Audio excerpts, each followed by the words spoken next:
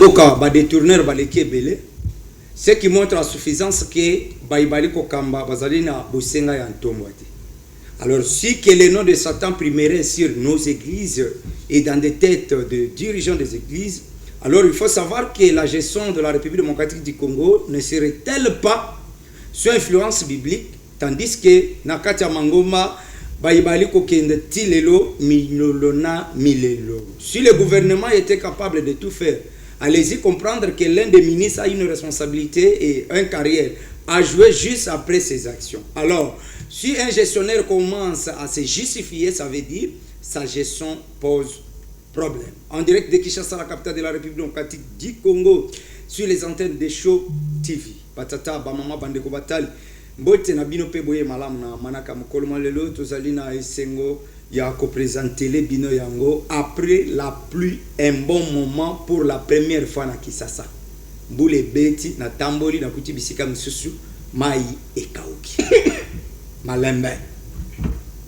Infrastructure tino lelo misali mi aliko koba banzela ya mikuse nde aliko sila, mais Daniel sur la toile critiquait de l'incompétence.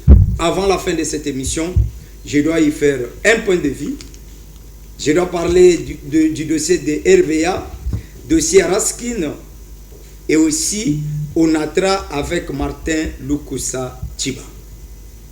Numéro zaliwa na nase bo komela biso ko benga ndenge bo misana ko sala kasi maitoko solo la mokolo malelo entre les accords et les dialogues inclusifs. Quelle est la meilleure solution pour la paix durable à l'Est? Est-ce que le gouverneur Daniel Bumba est-il à la hauteur de mieux gérer la ville-province de Kinshasa? Voilà. Bochama ina kopo bovanda wana puisque awa lelo tokodo lelo na oloba ba yusinga mona photo ya Eliezer na Thierry Kambundi tokolobela na Eliezer likambu ya Gambela tokolobela ngo lisusu. Voilà. Mwana Congo Jérémy Tabuka bote pe boyema mbote mona mboka, merci pour l'invitation lisusu. Na pesi mbote na ba co-débatteur auto débattre na bango, na pesi pe mbote na ba yike nyoso bazolanda biso na bandako, na pesi mbote na ba kongomani nyoso. Merci. Ambassadeur James Kalume, coordonnateur ya signification anine ba ibisinga ke yo za muntu ya ONU ba ONU ba za na mandefu mingi. Là on a publié d'habiter au Benisel biso ONU c'est. Ah, merci Ndeko Benoît, Maton Domingue pour l'invitation. Ouais. Zali bananga yambo, ouais. Ya koleka na plateau na yo. Na pesi pembo te na bande konyoso bazalanga na plateau. Quand bien même que bande komosusu balet ba melele biso déjà ba tumba ko c'était pas pour. Bitumba wate, ah bitumba te. J'ai aimé son courage. Na pesi mbote na ba nyonso bazolanda biso ezali wabino ambassadeur de la paix James Kalume, nazali coordonnateur national il y a organisme national de l'unité Otobenge ONU. C'est une structure à même titre la MONUSCO, Union africaine, Union européenne. Donc nous sommes là au milieu du village. Nous sommes les centralistes. Merci. Donc c'est ça notre particularité.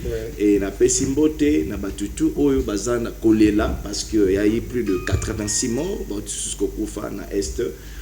Je présente les condoléances les plus sincères na ba famille nyonso peto kosenga na mboka na biso et ba toujours ko na espoir que na lisanga na bomoko na biso nyonso to koeba koleka l'étape ya etumba poto comme na stabilité. Voilà, puisque ça participation na ya liboso. Ma question ya ebandeli, ce que vous allez qui enseignant au koyi na copie ya correction ya Tshisekedi ou à salaki examen, il fallait au côté yé par rapport à l'Olenga Tambusimboka depuis 2019, Tino Lelo. Au biso sur 10, au côté Tshisekedi combien peine à cette terme? Ah, heureusement, au conclut question na yo na réponse. Ah bon? Mais oui, parce que dans le qui peut répondre bongo mais au songi nga yo moso PC ya. Donc, je rappelle Nazala qui enseignant pe. Ah, ça c'est de 2012 en 2015, je fus enseignant. Ouais. Avant que dans le Canada fonctionne sous le ministère.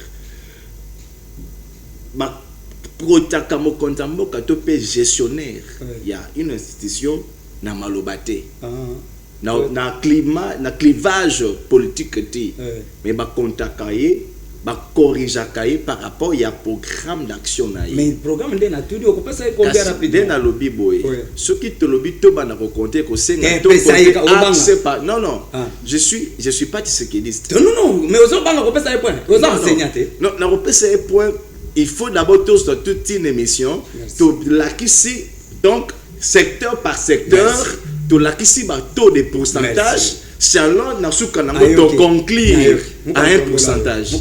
Donc pour l'instant, c'est une question que doit demander les temps. Ceux qui montent dans le plateau, à lobby que AP ça y pourcentage. Donc AP ça par rapport à émotion mais un vrai intellectuel, un vrai patriote à cette question, ça doit demander le temps. Parce qu'il faut qu'on ait secteur par secteur. Minute na ici. Moi comment je le sauver président national il y a coalition Likemba. Très content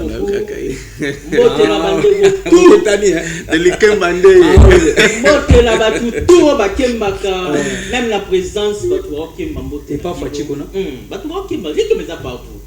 même ata ba collaborateur to sana bango likembeza mutoni aza mutalikemba bon mutoni aza mutalikemba mbote na assemblée provinciale assemblée nationale likembeza mbote na batutu bosali mais na lobelo au nom de tous les jeunes s'il vous plaît apaisez-vous na to côté ba yanza to likembo ba to baliara ma akoloba likemba yanza ya pasi kozanga misala OK la raison ba jeune ba tindinga wa de le oyoka ba tout so ba lekika na TV fo ba adorer mokonza mboka adoration le loso ba to leki mais biso to yoloba moni mokonza mboka tata na biso mama na biso il faut ba moboye bisake ba réalité mususu pointe asali pe des jours a resona ngoka mokonza mboka ba jeune tout ya RDC ba tindinga na yebisa yo papa na biso mama na biso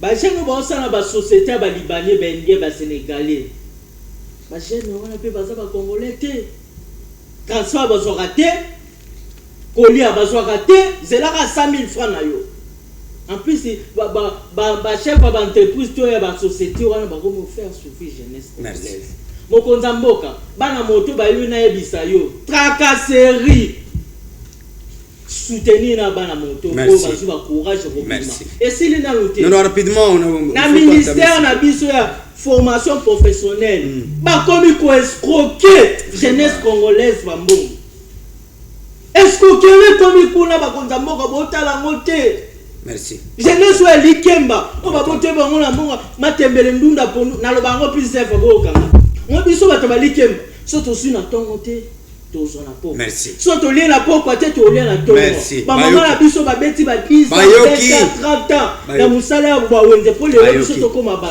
biso ne to komi boy to so ko la kana ba espoir merci ya ba tata la biso on a souki ça mon cher frère c'est quand comme ça message pas mon moi sur le qui a faut do fati rumela asa mo konzela non mais on doit pas tarder là c'est rapidement mo konza mboka chef de l'état fati beto hotel biso projet oye soutenir ba jeune ba sala ba entreprise ba nini ba miti ba entreprise na ba mais ba comment ta la bilongi est-ce qu'il faut que les aka ba ta IDPS merci faut que les ba occuper ba maman ma tembele ndunda pondute merci ba yo ki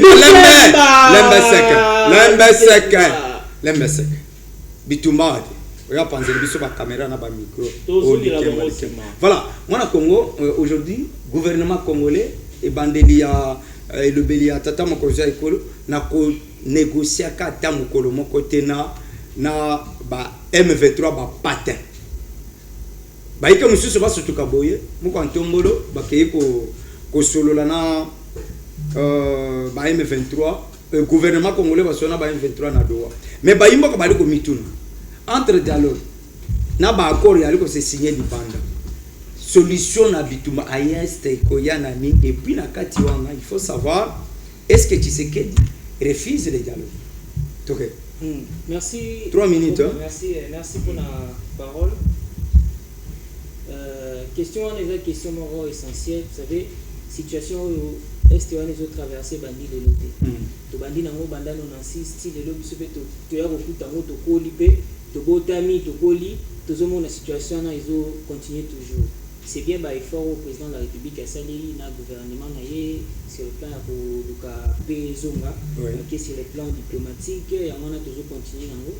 Mais toujours pour son ami, crise yamboka na biso est tellement hybride, déjà crise mo en même temps endogène et puis exogène. Sur ce que toujours dans le contexte de la guerre ya est et les biso automatiquement na conflit mo intra-étatique avec implication étrangère. La plupart il y a conflit wana et c'est géré soit ici là soit na accord soit na négociation to na voyons sur diplomatie et aussi mais si on a quatre diplomatie wana ozomona que contexte de guerre na biso so itobito zo ba terre oyo baza na est wana o bazo sala ke batu lo ba sukula ba congolais lo ba kufa to mona ba grande puissance ba pays ya minene wana tozomona bateli biso Rwanda, Uganda na Burundi bazawana comme ba na Kenya peut jouer bango tu bazawana donc chaque biloko wana azana elo onemo ko luka na sima so zi kon ba grande puissance wana bango bazana pona kosala ba ko boma batuka raté ko tinda ba congolais raté ba bomana mais bazawana pona ba richesse na biso donc ba matière première na biso nde ezo excité ba bozo yeba ko gérer mais si ko ba kozwango mbala moko boete pourquoi parce que il y a des lois où il faut contraindre bango mais il faut pas bimisa bato bango ba ko manipuler de façon que bango bazala caché donc des grandes puissances bazana main noire na sima ya makambo guerre voilà bateli biso Rwanda biso tolobela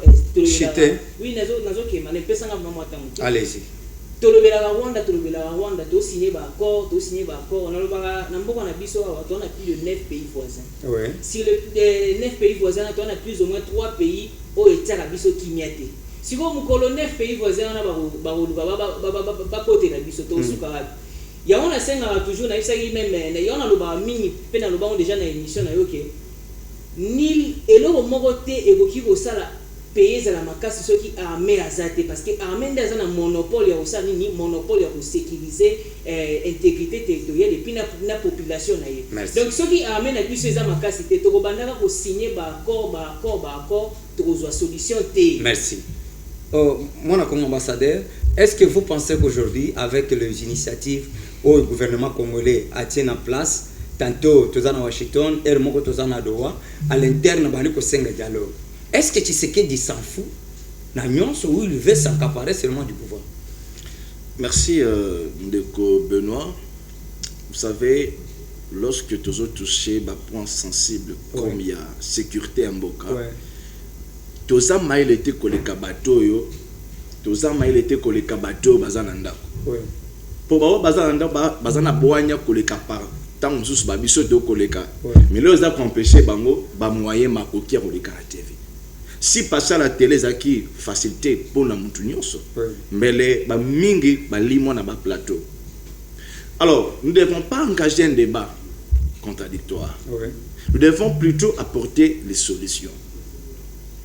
Lorsqu'on parle d'un accord ou du dialogue, aucun accord peut être conclu sans pourtant passer par un dialogue. Ah bon? Parce que accord est dans le cas résultat, il y a un dialogue au préalable. Autrement dit, une discussion entre deux personnes. Vous discutez et vous vous mettez d'accord sur un point. Et pour maintenant archiver cette discussion, accord. Accord des amis gardien. Une ligne éditoriale, une ligne à suivre de chaque partie. Et c'est ce que le président Félix Antoine Tshisekedi est en train de faire. Dialogue. Mais moi je me demande, moi James Kaloum avec notre structure, nous sommes pour le dialogue, nous sommes pour la paix, nous sommes pour la stabilité des institutions. Ce que le chef de l'État, hier il avait dit que non, et aujourd'hui il a accepté à Kotandre Loboko. Et ça le Kolanga. Pour citer rapidement, et ça le Kolanga, je me rappelle, j'étais très malade. J'étais malade et il s'est fait que ma fille est tombée aussi malade. Ok. Parce que essayer que faut pas que ça moi langa makila. batamboli a na moment wana batamboli au négatif ezalaki te. Mais l'enfant, ceux qui maquillent la femme peut mourir. Qu'est-ce que j'ai pris? Je pris le risque. J'ai dit au médecin, nga papa n'est pas au négatif. Le médecin a refusé. Mais toi aussi tu es malade. J'ai dit, je signe, j'accepte l'humiliation. S'il faut qu'il n'a pas mais au moins moi abika. De même aussi avec le président Félix. Il a dit des choses, à sa déclaration.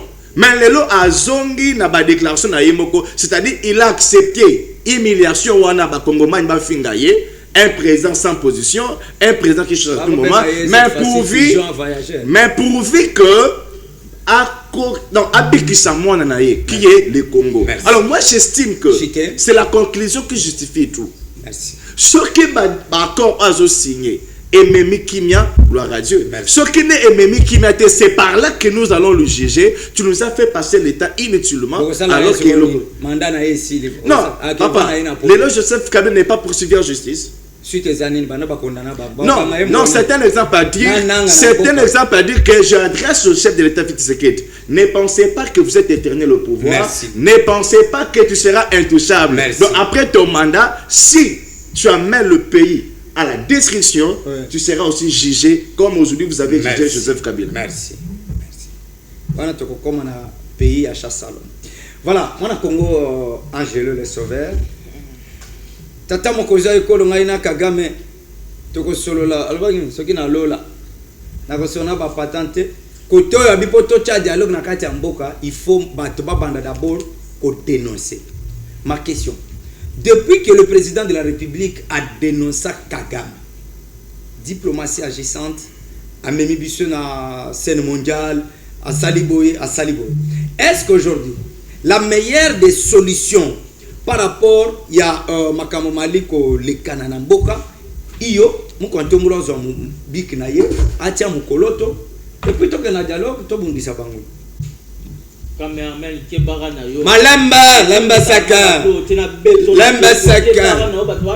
tokei to cameraman tokei wa merci beaucoup balandi kweza na bino alikemba yeyo bomo na ba face alikemba mabe tokei c'est otala que jeune msu banda tonga lelo te ba ile suma ngamba mboko eza mabe bon ndeko na la mutuno tuni na papa ya ba corps nena ocho yo ka ba intervention ba ndeko musu ba lobi et puis mo so na vandi boy na raison na ka chitenge yeswa ba initiateur ya union sacrée chitenge yesu na lora batu mo na ka bazala ki pembe na mokonza mboka fachi beton kwa tombolo on doit sentir que bazala ki wana hôtel chef de l'état ba avantage na ba désavantage ba chitenge yesu bato wana depuis bazate to tika kala lora batu mo na plus lora batu mo na pe yo lika magamo mais bokonza mboka batetsu wana fozwa bango pembeni mon frère yo bi kombe ba ko mboko esinya ba misune bimate tout amba sina ba na ni tuna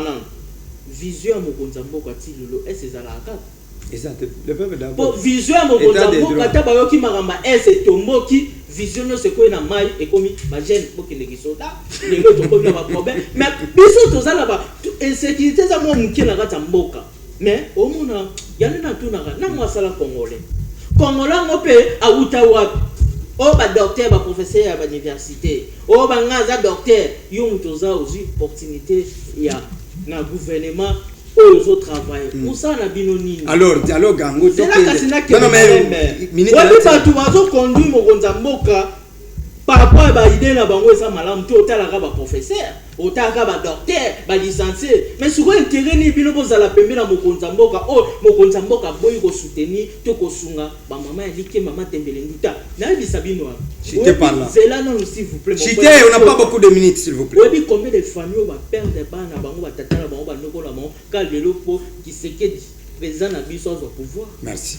combien les bateaux ba kufisa pour les lois bundaka pour on a perdu tata na perdu noko pour les lois mokonza mboka fachi beto au pouvoir les lois boyi biso ma accord on a so tali majorité ka biso mo ba congolais le lois comme rebelle yo siko ko s'impliquer pour ba aussi no accord na yo pour ça va l'intérêt c'est ba famille na bino ba boti na bino l'intérêt c'est biso te ba jeune so ba sisi licence na ba s'il vous plaît Angel merci ba partage na bango ni ba maman ba bokoli ba na bango pour lelo ba koma ba partage na bango ni otala ka ba intérêt na bino otala ka ba intérêt Angel ne peut pas si na ba maman ma tembele merci vous répétez s'il vous plaît fond de quoi non non allez-y rapidement vous répétez Tokei. Ça n'a pas conclusion ba tuba. Chiter rapidement.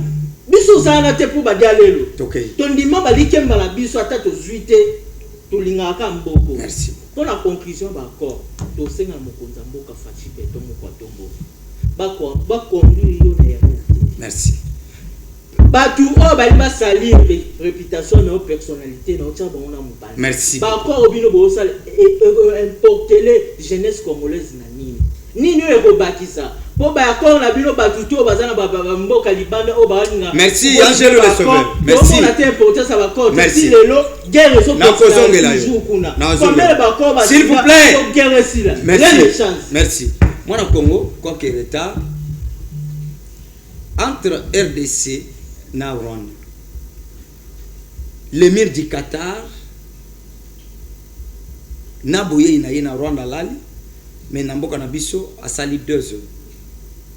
Dans tous les efforts que fait le gouvernement congolais, dialogue, accord, ainsi de suite, est-ce que les partenaires internationaux basent sincèrement na biso?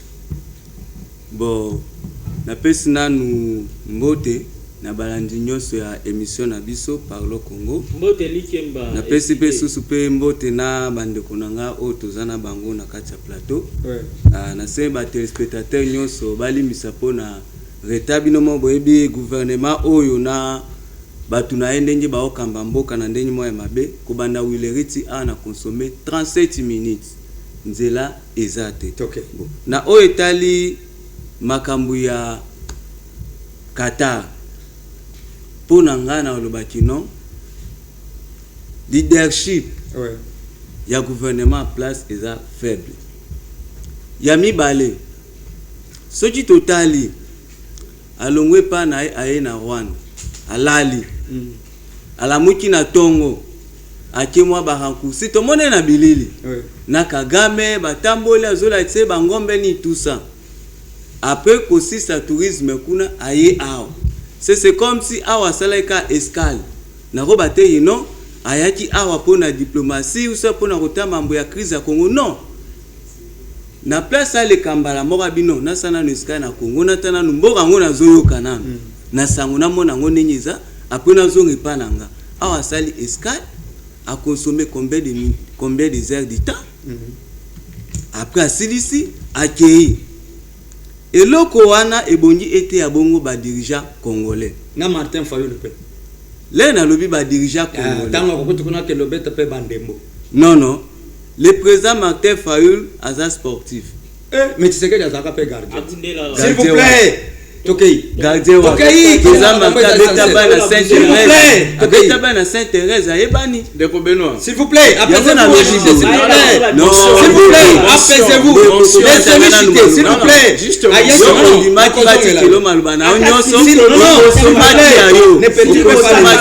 Ne perturbez pas l'émission. Allez-y, chitez rapidement. Et là, on a relobé non. Na seigne na autorité congolais. Mingi na pouvoir en place. Les tomo na pigeon voyageurs. Les rasala ka voyage ba tourisme na edi banda. Azome ma délégation à 40 personnes. 30 personnes. Nyonso wana azo consommer mbongo ya ba contribuable peuple congolais. Chitez rapidement. Tozo souffrir. Tozana misala te papa. Au consommer unité na yo. Tikelanga pe malba. Allez-y. Kobanga bangote. Tena moni esuye. Le côté déjà. Le côté yo azawa. Martin Fayulu aza le seul politicien crédible na kati. Problème te, chitez rapidement. On compare Fayulu na nani? Chitez rapidement. Aza le seul politicien crédible, incorruptible na Congo. Merci, chitez rapidement. Bino bonde que aux enfants na Congo. Mais Fayulu aza sans trace. Merci. Yambo na lobido. Comme kokata ngama. Comme kokata Non, non, ne perturbez pas l'émission. L'émission est totikeli oyo ya yo. Non, totikeli oyo ya yo. Na pas beau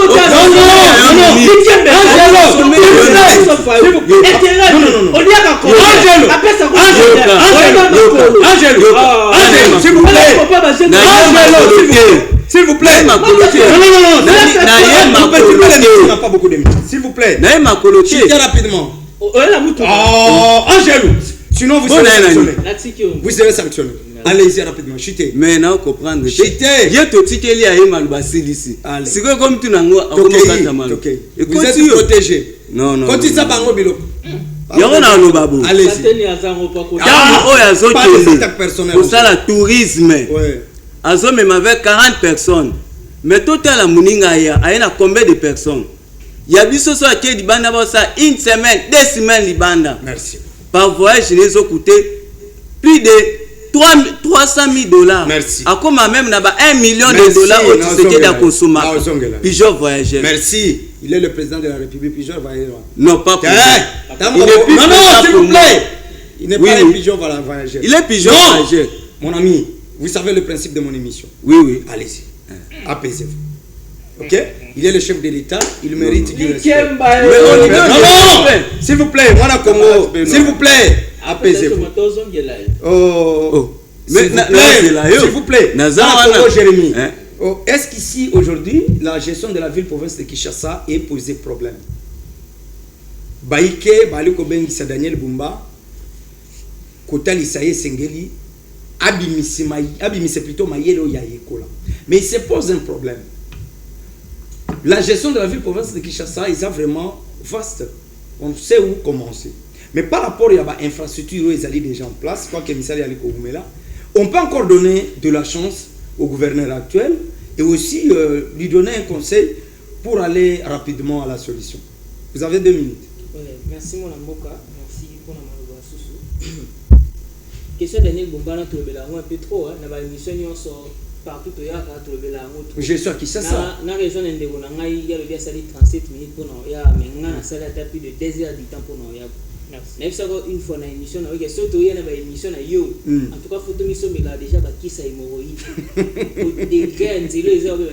Na zo soma mbasolo ba ndeko nyonso bazam to a contredire ngaza ko lunga banda wileriti ya d'abord Prince Kabamba kota bakati bobima donc woko kebe ko kuta mne pena bakuluna po lelo na ville ya Kinshasa ena commune moto kendo otambola pena bwina kinyenyos partout bakuluna bato pona zoma na question na yo ya Daniel Bumba lorsque vous a gouverneur ya ville vous ont représenté en même temps gouvernement central donc vous a porté ya projet soit ya mission oyo et il faut en tant que gouverneur d'abord la ville oyo zo gérer et en même temps vous représenter gouvernement central. Donc automatiquement tu as un gouverneur il y a ville soit il y a Kinshasa soit gouverneur nyonso a des missions, a la mission politique, la mission administrative. Donc problème avec Daniel Bumba ezali problème avec Daniel Bumba ils ont monté tout le bao ni mais ce qui est sûr que Daniel Bumba est incompétent. Pourquoi on dit que l'incompétence à quel niveau? Non, pourquoi on dit qu'il est incompétent? Parce que il y a des personnes censées il y a gérer ville à Kinshasa. Mais si quoi et bon, on a raté pour tout le bataille, bon, ils sont incompétents, mais au moins ils ont géré bien. Mais au moins, il faut taper le secteur, il y a Kinshasa. Les lots, tout le l'insécurité dans la ville de Kinshasa, tout ce braquage. Oh, chité par là. Tout ce braquage dans la ville de Kinshasa. Est-ce que quand la tolobé là ma braquage par rapport à la maison non ma honorité mais ce qu'elle va commune belo ka ke babo mai mutu ba iba ki ota ba sala ibu to ke kana na to ke to zaka na côté sécurité wa to ke ndekuluna ena commune ni yo lelo otambola vraiment bo otambola pe na kimia nyoso sa tipe mbene afati ba abu ba benga on habite za na phénomène mo lo ba ba américain na ba rabdo ba congolais ba komona bango ba nationalité bele ok okutana ba américain ok okutana ba arabe ezana ndeko chité par là elanda makasi eza bande comment ba contacter ngai na commune ya Monga Fula précisément na quartier je crois Saint-Tarsis oui ena ndeko mo ba utaki obomaye na tongo ba criminel ba uti osala ba makambo na bango ye na tongo zo kombola ndako ya monaki komona ga ya monaki ba côté de tipa na bango ba papier ba machette donc akufi sur place donc secteur wana côté wana nyoso criminalité est tellement makasi l'état il faut s'impliquer. Merci. Nazna kene muke pona marambotali. Chita rapidement. Marambotali toujours dans la ville à Kinshasa. makambo etali ba érosion Ouais.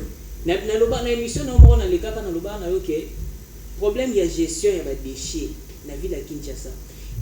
Dernièrement Emir ya Qatar ya ki na évité ba vidéo les na ba réseau lié moko ezalaki saleté et tout consort ba puis yango ba ti ba bâche. Mais comment un pays toza na capitale ya mboka munene lokola Congo, merci, capitale oyo azana croissance démographique ya makasi, merci, ezo senga un technicien, un technocrate azala na ville ya Kinshasa pour na kopesa plan aménagement du territoire ba ville ebele pesa ngata minute nkena rapidement chiter bande ko ba toza na plus de na lobango déjà na émission na OK Kinshasa mobimba na plus de 9600 quelques kilomètres.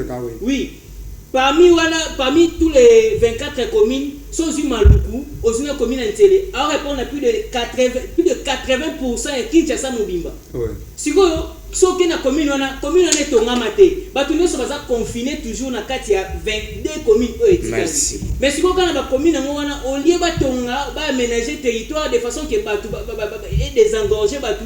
Bango bazoya au sala sous des ordres dans la carte Kinshasa. Donc il y a un secteur à transport. Le Congolais ni na obima na 6h, azan rendez-vous na 7h, abimi 6h à comme peine à Lyon. Merci. Congolais mon côté transport ça pose un merci beaucoup. Donc Daniel Bumba le gouvernement na yenyoso ngapo na ngai il fallait bango nyoso ba chasser. Merci. Merci. Bakoya na ba élection. Ambassadeur, pensez-vous qu'aujourd'hui Daniel Bumba fait face à mes gestions, il y a André Kimbuta, na Gentini Kobila, mais aujourd'hui il en paye un prix. Au-delà de tout ce qu'on peut dire à Daniel Bumba, mais quand même, c'est quelqu'un qui est tout le temps sur le terrain, aller au Bundan pour la décision. Est-ce que il faut une option toujours, il y a critiquer proposer. Merci beaucoup Yambona répondre dans les mecs qui n'a singelo comme il y a respect, il y a émission. Ouais. Tout ça la émission ma personnalité. Ouais. Et les débats, toujours ça les apports na copé sabato des conclusions constructives. Ah oui. Nini biso toujours proposé. Alors quand il y a les débats comme Nganaza XY, je vous demanderai de m'excuser, je peux quitter le plateau. S'il vous plaît. Parce que je n'ai plus le temps, il y a aussi un débat de personnalité. Allez-y. Faisons le débat intellectuel précis. Daniel Bumba, lors, il y a, je pense, c'était un certain 27 avril, un samedi, j'étais aussi là présent, pas pour lui, mais parce que j'avais reçu l'invitation, il y a président de l'Assemblée provinciale, pour nous assister. C'était un samedi. Il avait présenté 7 axes majeurs, il y a action et gouvernement. Alors, et c'est ce que tout l'année là, chaque axe, d'abord, dans l'axe où Italie, il y a insécurité, il s'était parmi ces actes.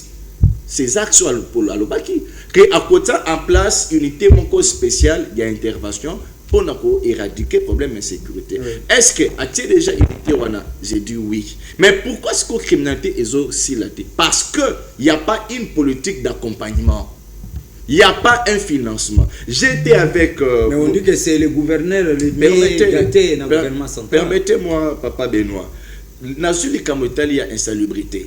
Bazui Ndekofis Mukoko. Banomeye DGA ya Raskin. Na ke kokuta na fils Mukoko na bureau na ye. Azeb sanga nderonanga. Nazana fait de fonctionnement ezalakati. Et qu'est-ce qu'on peut faire? Et je lui avais apporté certaines propositions d'idées qu'il peut faire pour s'aider quand même à éradiquer les immondices. Donc nous avons un problème d'accompagnement au niveau du gouvernement central. Donc, qui peut attaquer Daniel Bumba? Est-ce que à la rétrocession, il y a un gouvernement national pour accompagner? J'étais dans une réunion, j'étais là où on était. Le problème est que le gouverneur dans les 26 provinces, il y a plusieurs gouverneurs où il y a une rétrocession du gouvernement central. Qu'est-ce qui empêche? Le problème c'est que quand les députés nationaux, on a pour l'intérêt dans bango privé, au fond. Le problème de Daniel Bumba, certes, il y a une lacune belée. Mais si tu as un système nous n'allons pas aider le pays. Donc, je cite pour dire, nous devons aider Daniel Bumba. S'il faut faire au travers de ces émissions, quand tel qu'il est là, il parle bien. Alors, qu'il fasse sortir une idée qu'il a, que l'on Daniel Bumba, dans tel secteur, voici ce que moi je te propose. Et l'article 27 de la Constitution permet à tout le monde même d'écrire. Tu peux lui écrire, tu lui envoies tes propositions pour que Mboke Kembalam. Parce qu'à la place, il y a Longola Moutou, il faut d'abord retourner est-ce que Sunga qui est pour Longola. Parce que tous sommes des Congolais. Merci beaucoup. Vous savez, moi je vais soutenir cette structure. Il y a les Kemba. Je vais soutenir. Parce que les Congolais, bazo Kemba. Bazo Kemba makasi. Non, nazo Kemba na niveau na ngai. Merci. Mais na niveau au Kemba pour na ndako au Kemba pour la mutu kwa ndato ba niveau wana. Mais ba niveau et pas ça c'est très bien. Moi, na Congo Angèle Sauveur, vous avez également 3 minutes. Aujourd'hui, Daniel Bumba, tu peux critiquer. Épargnez-nous le débat des personnalités. Merci beaucoup. Ça embrouille un peu l'émission. Merci. Daniel Bumba, face de nous, nous avons une option de critiquer Kayi. Puisqu'on a critiqué André Kimbuta, Jean-Tini Ngobila, aujourd'hui avec Daniel Bumba. Daniel fait l'effort comme un gouverneur. Est-ce que l'accompagnement du gouvernement central retombe sur ses épaules ou, à un certain moment, tu as critiqué Daniel Bumba, mais au fond, Daniel n'est pas normalement équipé. Merci beaucoup, mon amboka. Kala, nazonga na ndeko na biso muke. Rapide dans vos 3 minutes. O pesi nga 3 minutes, nga pe na Hollande. Allez-y. Ndeko na biso lobi ndeko na ngai. Oyebi ato lobi. O bande o loba leno na tongo. Ti mokile kufa. O muta yoka. E puis biso bazoka biso ato bani ko loba, ko dénoncer, ko loba. Rien ne change na mboko. Et qu'est-ce que tu proposes? S'il vous plaît, c'est moi qui pose des questions ici. Écrivez. Lelo bato balobela ba mboko, lelo ti bato ba sacrifier ba vie na bango biso ba kanyi ba koti na ba prison ka pona intérêt ya biso nyonso. Mais rien ne change. Solution ezala raté. Na songa ni muke na papa na ngai side na pesi Martin Fayulu mbote place azali ndeko. Na songa soka muke. Yobi combien de fois Martin Fayulu a initié population pona mais c'est qui c'est que dit le mot présent. S'il vous plaît, c'est moi qui pose des questions. Comment? Martin Fayulu. N'est pas banda ba maramé titan azwa kagate. Mais qui c'est que du moutouté, qui c'est que de loko pamba, qui c'est que du bola boy. Mais le local est mon Martin Fayulu. Aki kutana tisekedi. Azuma 1 million na ye. Ah, yo zalaki, tika ko fona ba bande ko tika moni na après président de la République. Na itake na omona autorité morale ni no biso to chate comme président de la République. Mais quand nani Martin Fayulu. Total la autorité morale boza ba intérêt ka ba famille na bino ba koko na bino ba ndoko na bino ba intérêt ka ba na bino. Intérêt ya bana matembele ndunde zalité. Yango na nazongi mamba vila. Allez, OK. Ndeko nanga ovo afuna tilongo sérieux. Dans 2 minutes. Ba le funa tia ko milonga sérieux pour Kinois na ba Kinoise ba okemba. Il faut roloba. Ata biso misuso bana bango matembele ndunda bobeta biso bakara poto ya logo ten jour to comme logo na bala kisa mo konzo musapite na la samete na na zolo baba to babeta biso kara po maloba la biso za la kitoko très profond mais ata to lobi rien ne change. Mais c'est Daniel Bumba olinga ko za la gouverneur ya ville ya Kinshasa peuple congolais to bakino apesa ki yo chance to sepela ki natal to la ndio mo muki okende na bosolo politique no olansa ki bablo na yo auto tala insécurité to ni makasi na jeunesse congolaise yo ta jeune ba bomba criminalité koti na ba commune na biso banzele zate banzele komo bukana to yeba te ba inondation salama tala ba parents na biso ba mo kufa na ba estomac. Merci. Tout le raisonnement para kufi ba papa la biso ebele ba kufa bana bango ka ba benga bango banani ba kufa kana ilo mo izangi tina ba benga bango banani ba locataire ba papa la biso ba kufa ba locataire ba su ni rien banda ko ba sombi wana inondation ye ba kufi ebele ya ba to ba kende na parlement zela na faut rapidement rappeler bango ba te bele ba famille bele ba kende ko la na ba parlement si lelo bazo solution te lelo total mamanzela nzela ezalité ndeko lobe asali soki 3 heures du temps mais eza banzela musu biso to na chaîne tikuna omona ba mama mususu le balali nzala po limbula ebeti ata matembele wa lelo bandeko bele zana suksa na point lelo bandeko bele lelo bakomi bakuluna bakomi bamandia partout bokozula bango solution moko te ke Merci. lelo batika kikuluna Merci. bokoki koforme babiloko bapesi bino batala na kosote yamoni vila keshaza Merci. ekoki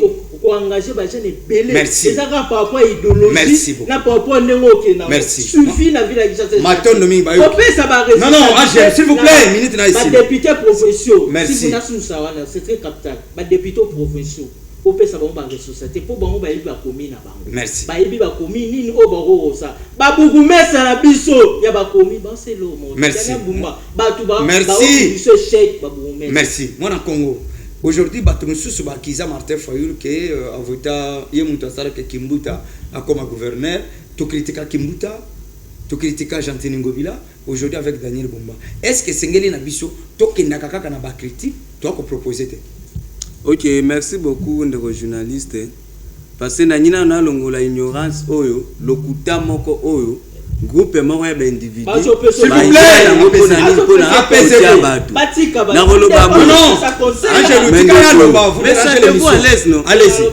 Ah, Allez-y. sentez-vous à l'aise. Allez-y. Sentez-vous à l'aise. Ok. Vous agitez ndeni. Zala à l'aise. Ok. Non, zala à l'aise. Allez-y. Dena lo babo. Oui. Président Martin Fayulu atikala jamais kozwa un rond ni 10 frères ya Kimbuta pour que aille Kimbuta comme gouverneur à ville à Kinshasa. Mutu oyo abimisa Kimbuta comme gouverneur à ville à Kinshasa, c'est monsieur Aritoka. So ye baraté na pesa information allez vérifier. C'est monsieur Aritoka nde mutu. Pour président Martin Fayulu comme il a déjà bien avant na salle ya assemblée provinciale a voté et tu la voix moko mutu arrêté zara Aritoka. Aritoka lera ye pour bazana égalité Aritoka lera ye a voté Kimbuta nde Kimbuta ko le gouverneur à ville à Kinshasa. Voilà. Daniel Bumba. Na ko le kana likambo etali ndeko Daniel Bumba ya liboso na lubara batinde nanga bato ane ba levanga 3 mois na kasho ane Omona nini kuna? pona nini pona ko dénoncer Omona nini kuna? na ane na zwa torture ya haut niveau na ane na mona bi mona ce qui même ya koloba mende ko yozoloba awa yo mo yebisi Bumba awa yo mo siso katanga nini non yebi tikelanga te tikelanga te koloba biso likembe zalaka te décider to likemba te yo na lobi bona o etali Daniel Bumba je sais vraiment Daniel Bumba za purement négative nena o etali contrôle na la ville à Kinshasa en tant que gouverneur ya ville province à Kinshasa Daniel Bumba na sala tout ya koyeba 4 districts où ils na kati ya ville à Kinshasa pe ba quartier nini oyo ebongi ye moko na to bando mona Kimbuta bando sa ba descendre sur terrain suivez à la raté tous exemples à route 24 molay bimeli ti nani na ipen aussi c'est là non babandaki aba timoli mais lelo chantier bou le na zona pinga oh mais musa les œuvres volé tene webite yaya kasi ba komba ba lembo na bango ambo merci ba détourner merci na o etali insécurité oui yel boso na ulbaki non insécurité oui komi makasi na ville à Kinshasa yel boso na neuti na chômage ba jeune ebele bazana misala te lelo o ekomaka kozwa ndeko ya le na komi place na zimona kasi mwana noko mwana mama kulutu na place ya koengager ba jeune o bazana compétence ya ko travailler na place wana ezate nena o etali poubelle na o etali poubelle na embouteillage za na kati ya ville ya Kinshasa na koloba boye embouteillage o za na ville ya Kinshasa ezota na ba mabulu tozwa selembao tozwa ipen kaka wana na rompe ipen wana pemel ka université ipen libulu munene banda muke melelo ekomi munene bozela kino budget ekola pole baosa musala balia na o etali poubelle salubrité eza na ville ya Kinshasa soki gouvernement provincial a s'organiser bien total lelo ba mabende na ba veneza soute ata na poubelle oke bokuta suma bende zati po ba organiser na secteur wana na o etepe ba plastique ba bouteille à plastique et bon dit gouvernement provincial atia moi montant moko bokino mutu soki ozi autant de carré autant de kilos ya bouteille à plastique ba mesure ba pesa mais Merci. que mutache ban faire mobimba aye nango ba pesa Merci. 1000 fois 1500. Merci beaucoup Monaco. Apaisons. Merci na bande kwa soir ko landa bisho. C'est parlons Congo sur Show TV. Tu as dit ko kende symbole. Na yoka pression na bino ko comment, je crois que je dois revenir là-dessus. Moi na Congo, prenons uniquement le secteur des transports dans la province de Kinshasa. Bakambi ba interdire ba moto ekota na Gombete. Et puis ba pesi bango ba itinéraire. Quand on a landeli feuille de route, j'ai constaté que on a intégré même boulevard Lumumba, Senwe, et ça se pose un problème na bande kwa ko utachanga. Côté bakati boyeti bosuki na pont ya Bralima. Mais j'ai fait le tour ya Gombe, ba moto ya liko circuler. Et là konini bande kwa moto basale la kabakonzi po bazala na bango na rigueur wana. Et puis le sumo na bango eza puisque bakomba ka moto toni. Merci mon amboka. Vous avez 2 minutes pour ne pas déborder le temps. Thématique émission où il parlons Congo, surtout tout le bas, tout le bel plus Marambotali Congo, où est allé ni ba Congolais, mais tout le monde la Bakinga, Ningai Mutu ya Fayulu, Ngamuta Félix, ah Boutika Fayulu, mais ndeko mutazo ban, ndeko mutazo ban. Laissez lui. Cordon ya Unia Uchi Oloba, que tout ya tout ça va débat moi boyer ou quoi apporter quelque chose na mito ba Congolais. Pour nous on a la question na yo wana. D'abord, avant, ils allaient na base ils président, ils allaient les canisiers président de la République qui a fait ça qui va monter à Bakota na Gombe. Mais suivi tellement ils ont monté na Mboga na biso, il a na Uka, pas comment na Bango Okota. C'est que si le problème c'est quoi na Mboga na biso. Et puis, soit Congo Kinshasa Mobimba, sans moto, circulation et ça. Ah bon? Kinshasa Mobimba bobana na maluku kuna tito ye na suka awa ya monga fula awa na entrée ya Congo central awa samba moto kongola o se déplacer ndenge nini ponzela ni na otambola na mutu ke tambola nzela soki balobi bena ba batunyo swazana ba mitu ka ba tona nzela e okende wapi na croissance démographique otozana mona na Kinshasa oyo to éviter soki Kinshasa ngo esui no kana 22 commune ntele commune maluku ana ezana ngone luko osala te donc biso no sto bota ma awa to kufa peka ana kata Kinshasa donc Kinshasa tolo ba vérité. Alors c'est de les compétences il y a ba comme ministère ou il y a un souci avec les motocyclistes puisque parce qu'on va critiquer il y a stationnement là-bas. So ba pekisi wango ba kota boulevard ba pekisi wango ba kota Senwe tout consort po bango ba otambola mitu kana bango alaise bongo so biso ba otozana ba cité. Merci. To otambola ndenge samba moto. Merci. Donc chiter rapidement. Ba motard ils ont monté que baza marginalisé tout pouvoir éliminer ba moté. D'autre part tout le monde a bien ma bête mais to ebake congolais na minute à souffrir. Merci. Ils ont ba soma ba moto wana pour ba s'en sortir. Donc ce qui opekisi est que kokota boité ça la boité mais pesa quand même voir eux à se sentir à l'aise parce que soma ki moto pour tambola pour ça c'est profond. Et même ba mais si vous soyez bino mo restricter que koto kota te ça la boité mais ba futa ba 500 fois ya parking. Merci. Nani tout n'attend de bonanga loba que photo proposer rapper et tout consort un architecte va passer mission to mandat to nganda busala a okende ko acquiser maçon qui était ngana seki maçon to nga to ngimi retenga matoni mais nyo so revient sur la tête ya architecte. Merci. Architecte ya ville Kinshasa za Daniel Bumba mais comment bino bolingi to banda ko gangela ba maçon alors que mutu apesa ki mission ya to nganda ku ya immeuble eza Daniel Bumba mais faut s'attaquer na ye donc ce qui veut dire que ba 500 fois bazora na ba parking ata parking etikala otonga mate ce qui veut dire que ba détourner na bango mbongo ba message na bango vivre na détournement biso to yala wana pona ko accompagner Congolais za sous Congolais kalate Congolais timbi déjà comprendre déjà que soko osala te il faut kende merci so kende olia ko ba oyala na era ba propagande ba opesa ba demi to olia ngo pe to voter ba moté matondo miki bayoki to kende bande ko respecter 2 minutes puisque on est sous pression mon Congo. Est-ce qu'aujourd'hui il se pose un problème de casting dans le secteur du transport ou bateau va se retrouver dans la responsabilité il y a kosala makamande ba kokate? Merci. La dernière. Oui, normalement puisqu'on nous fait il y a un programme après nous.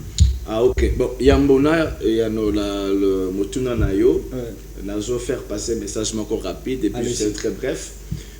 Biso Alliance intercommunautaire pour la paix en RDC AIP. Toza kosenga na mokonza mboka particulièrement na gouverneur ya ville province de Kinshasa Daniel Bumba to komela ki déjà gouverneur Daniel Bumba to réserver les copies na ministre intérieur pour na ko interdire marche initiative nyonso ya marche kouta na un parti politique ya majorité utopé à union sacrée tolingi susu ba désordre na est déjà ba bazo kufa na est to si ba te belé. Alors nous ne voulons plus ces désordres oyo union sacrée alinga me maladie susu na kata villa Kinshasa. Ici je parle en tant qu'un patriote.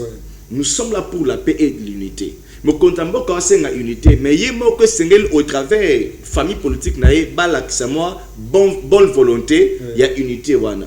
Ndeko Jean-Marc Kabound avec son parti politique, il y a déjà 3 semaines avant, bah décréta qui marche d'abord le 15 décembre. À ma grande surprise, nae comme on a un parti politique, je cite APK. Il y a Gentini Ngobe. Non, APK, un parti à Kabantu, quelque chose pareil. Parti politique, il y a APK, annoncé marche le 15 décembre pour la soutenir chef de l'État dans l'Union sacrée. Moi, je demande au gouverneur Daniel Bumba, déjà, tu as insécurité. Nakata Villa Kinshasa, qu'on maîtrisait jusqu'à présent, n'amplifiez plus les choses. N'autorisez pas un parti politique à l'Union sacrée et marcher le 15. Autorisez mais pourquoi changer Bango itinéraire? Ils appellent les non. Autorisez Bango va marcher le 14. Autorisé on va marcher les 16. Bâti que la opposition, il y a Jean-Marc Kabound le 15 a marché pacifiquement. Après, s'il y a un message qui me dans 30 secondes. Là, c'est le message que j'allais passer et je demande même à la régie de me réserver cet espace. On n'est ni pour Jean-Marc Kabound, ni pour le Tshisekedi. Nous sommes les centralistes. Nous voulons qu'il y ait la paix et que les choses marchent dans l'ordre. Merci. Alors, pour répondre à votre question, rapidement, 20 secondes. La ville-province de Kinshasa, elle seule, compte près de 12 à 20 millions d'habitants. Bamoto, la ville de Kinshasa, selon dernières statistiques, nous sommes près de 6 millions de motos. Parce que, allez-y comprendre, or, la ville, c'est un endroit administratif. Et c'est donc, d'une manière, il y a Kotamboule Malam. Nos frères Mota, Baïbi Kotamboule Samoto. Merci, chitez rapidement. Permettez-moi, papa. Baïbi Kotamboule Samoto, ça c'est un. Deux, respecter le code de la route. Puisque Baïbi Kezali, ligne continue, il y a sali, ligne discontinue. Plus ça discontinue, il y a sali continue. Troisième des choses, Badana va permis de conduire, Badana va plaque et tout consort. Alors, il y a une difficulté au moment que à tout Timutu, à Kinakei, vous avez des difficultés à vous repérer. Non, c'est pour dire ceci. Une décision à Kebakota la Gombete, ce n'est pas mauvaise. C'est une bonne décision pour aider. Mais aussi, c'est cadrer cette décision pour permettre à ces gens au bazo Kemba, au travers de la moto. Angelo les sauver rapidement. Je suis avec le professeur de Kinshasa avec Daniel Bumba, mais on est si ma patrie sur le lobby, on est là quand on a combat maman des candidats à maman. Bon, je n'entrerai pas là. Yo le kola muyimboka, wali kolobela ba jeune. Bino ba jeune, qu'est-ce que vous proposez à Daniel Bumba pour attendre c'est quand même ma caméra secteur il y a transport et l'ongona Jésus Noël Cheke. Merci beaucoup moi la mboka mon émission la mission comme la souka pour lier sur moi minute pour faire ça moi plaisir na bateau ba la. OK. Nena lo babolo. Pour la m'embêter ba monta l'état congolais escoca ba monta mbongo na bango. Ba mbongo la bango ba ne o vexé pour ba sala bango ba station ba parking na bo. Ekenda wa l'état congolais escoca ba monta mbongo ti lelo bana ba monto ba ba telantela.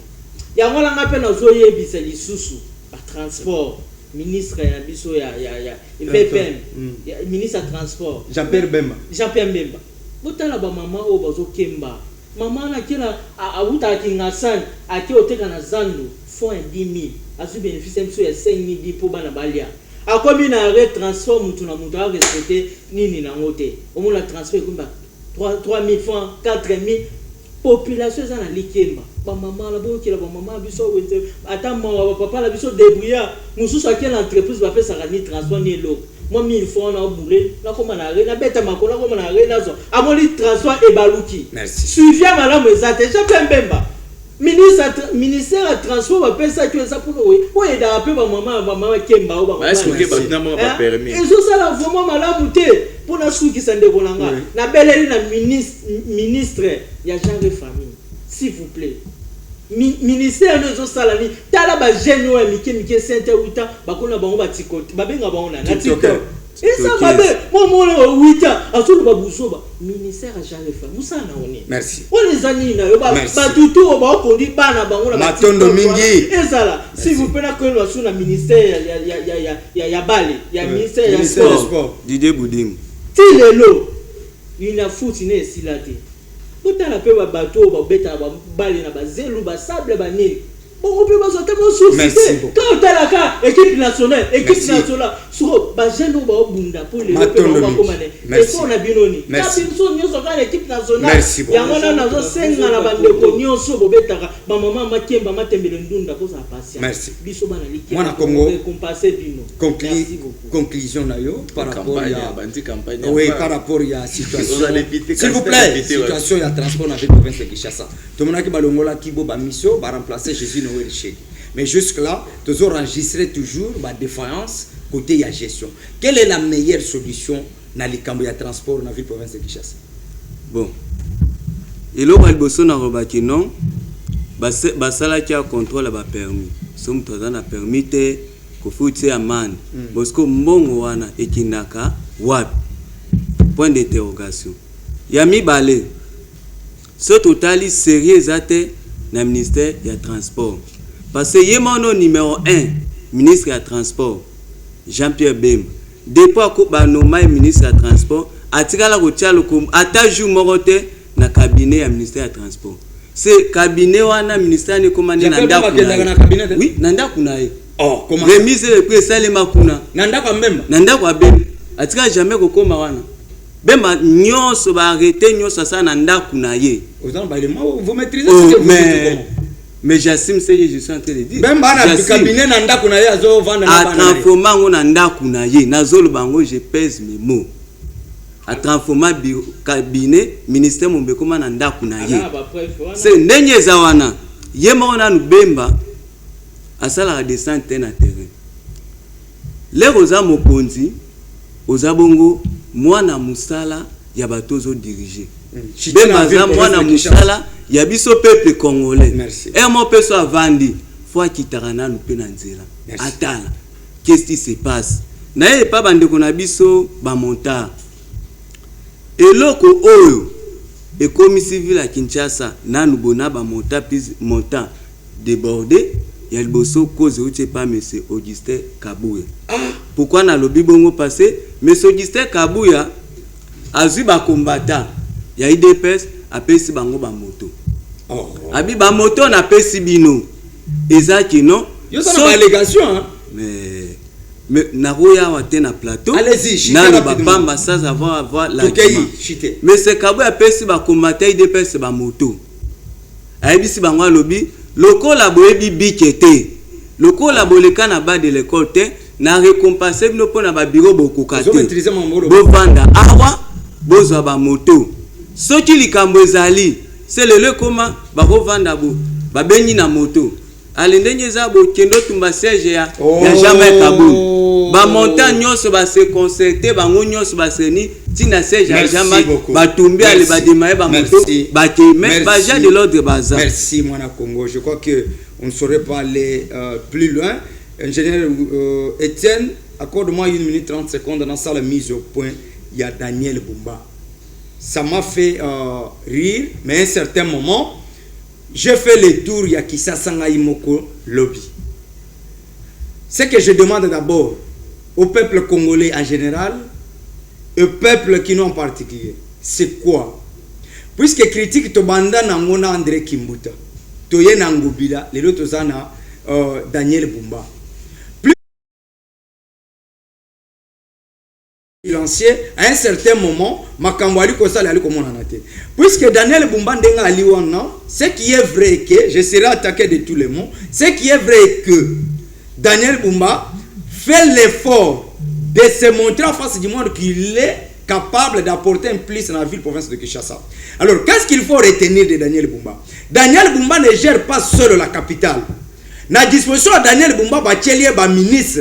Oh, bakobanda comme même politique ya Daniel Bumba, si axe na ya présenté dans l'Assemblée provinciale, pas même moi je peux pas transformer en résultat. Faire sentir les résultats. Et ça doit se sentir comment?